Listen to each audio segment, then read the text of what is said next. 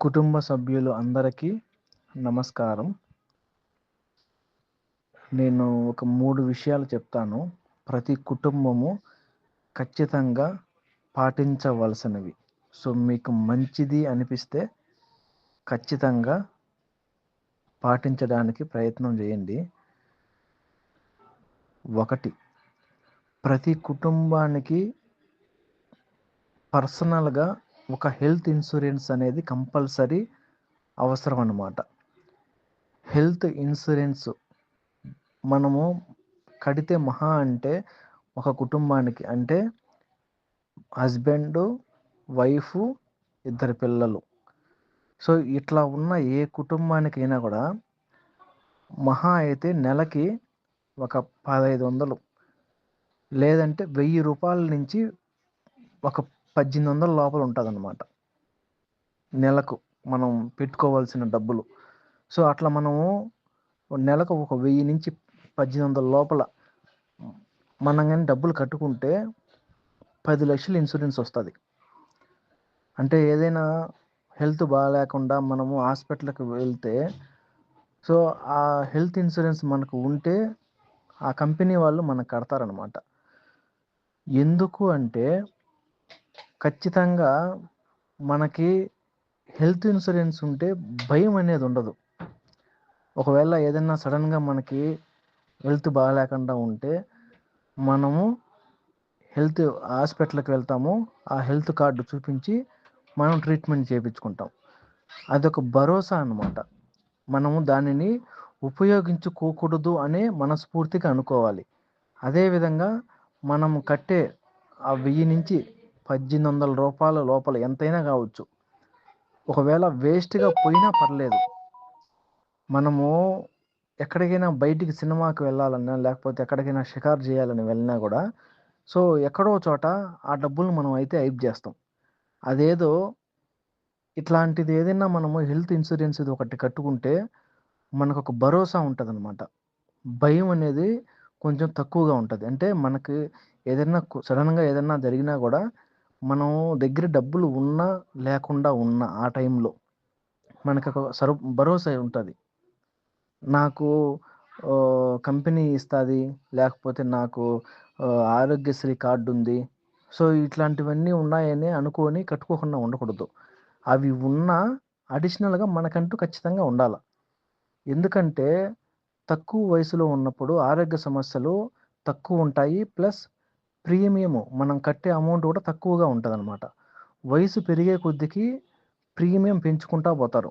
అదే తక్కువ వయసులో ఉన్నప్పుడు గనుక తీసుకున్నామనుకోండి, ఏమవుతదంటే మనం ఆరోగ్యంగా ఉంటాం కాబట్టి ఎగ్జిస్టింగ్ ఇల్‌నెస్ అంటే మనకు ఇంతకుముందు ఏదైనా బాగాలేకుండా ఉండేటివి మనం పాలసీ తీసుకున్నా గూడా 4 సంవత్సరాల వరకు ఆల్రెడీ ఉన్న జబ్బులకి అది వర్తించదనమాట. అదే 4 సంవత్సరాలు దాటిందనుకోండి, అప్పుడది వర్తిస్తది.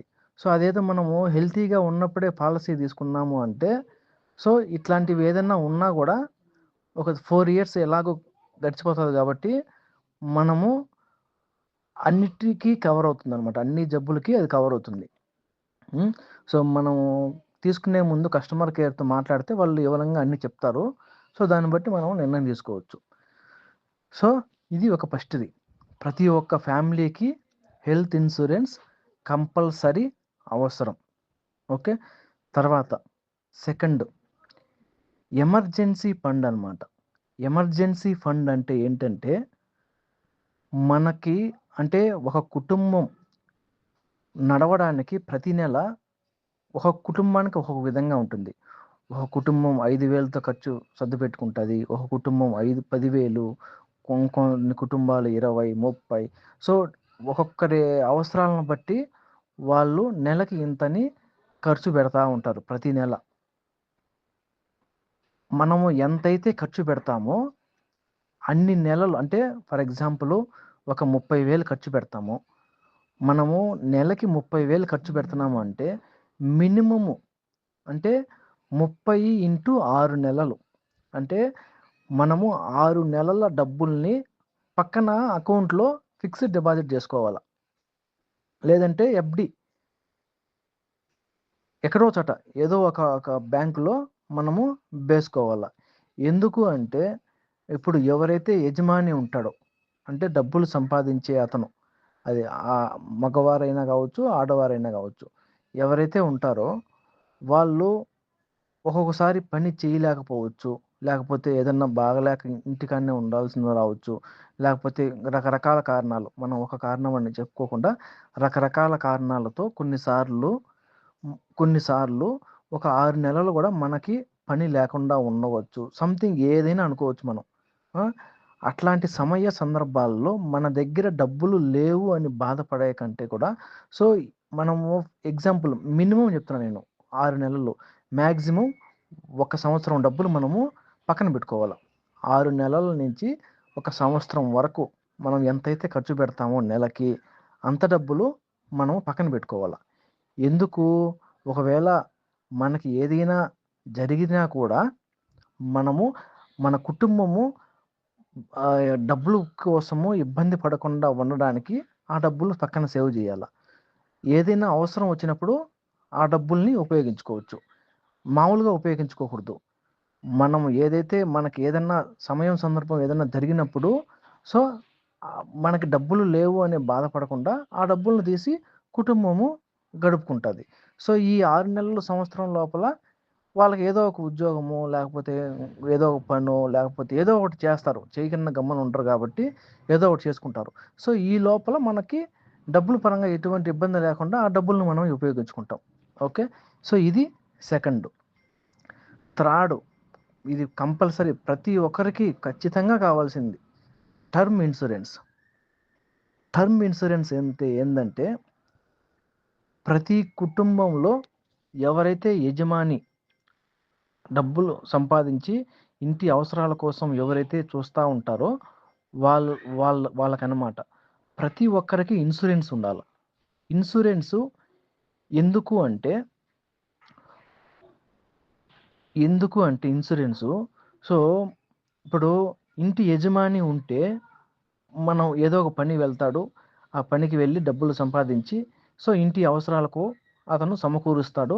సో, ఎటువంటి ఇబ్బందులు లేకుండా ఆ కుటుంబం అనేది గడుస్తదనమాట.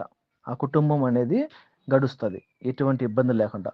ఒకవేళ ఆ యజమానికి ఏదైనా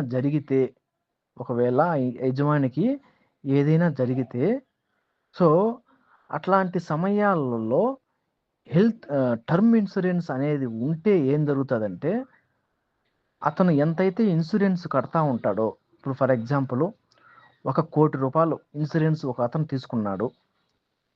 రూ. 1,00,00,000 ఇన్సూరెన్స్ తీసుకుంటే అతను అతను మహా అయితే ఎంత కడతాడు? రూ. 1,000, 2,000, 3,000 కడతాడు. 3,000 కంటే ఎక్కువేమి ఉండదు నెలకి. అంత కడతా ఉంటాడు.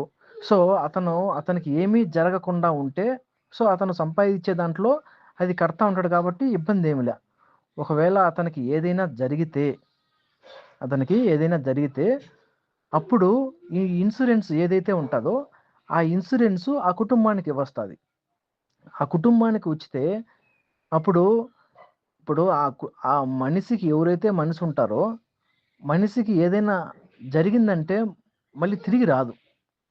జరగకూడదు అనే అనుకోవాల. ఒకవేళ ఏదైనా జరిగినా గూడా అది తిరిగి రాదు గాబట్టి, ఆ కుటుంబానికి ఎటువంటి ఇబ్బందులు జరగకూడదు అంటే ఆర్థికంగా, ఆర్థికంగా ఆ కుటుంబము ఎటువంటి ఇబ్బందులు పడకూడదు అంటే, సో, ఇట్లాంటి ఇన్సూరెన్స్ ఒకటి ఉంటే ఆ డబ్బులు ఆ కుటుంబానికి చేరతాయి. సో, చేరినప్పుడు ఆ కుటుంబం కొంచెం సేఫ్ అవుతది. అంటే మనిషిని ఒకవేళ పోగొట్టుకున్నా గూడా డబ్బులొచ్చినప్పుడు కనీసము ఆర్థికంగా ఆ కుటుంబం ఇబ్బంది పడకుండా ప్రతి నెల మనము నిత్యావసరాలు ప్రతి ఒక్కటి ఏదైతే తీసుకోవాలో అవన్నీ ఖచ్చితంగా చేయాల్సిందే. నిత్యావసరాలు కావచ్చు, లేదంటే కాలేజీలు, స్కూల్లు సో, ఇట్లాంటివి కొన్ని ఖచ్చితంగా మనకేదైనా బాగాలేకుండా ఉన్నాయి. సో, ఏదైనా గూడా కొన్ని ఖచ్చితంగా చేసుకోవాల్సినటివి ఉంటాయి. ఆ ఇన్సూరెన్స్ ఉంటే సో, ఆ కుటుంబానికి ఎటువంటి ఇబ్బంది లేకుండా వాళ్ళ కాలక్షేపం గడిచిపోతది. సో, ఈ లోపల వాళ్ళు ఏదో ఒక పనులు చేసుకుంటా ఉంటారనమాట. సో, కాబట్టి ప్రతి కుటుంబానికి ఇవి 3 కంపల్సరీ అవసరం. ఓకే. 1 హెల్త్ ఇన్సూరెన్సు, 2 ఆహ్, ఎమర్జెన్సీ ఫండు, 3 టర్మ్ ఇన్సూరెన్సు. ఇవి 3 కుటుంబానికి ఉంటే ఒక భరోసా, ఒక ధైర్యం ఉంటుంది. ఓకే, నా కుటుంబానికి ఇవి ఉన్నాయి, భయం లేదు అని అనిపిస్తుంది అనమాట.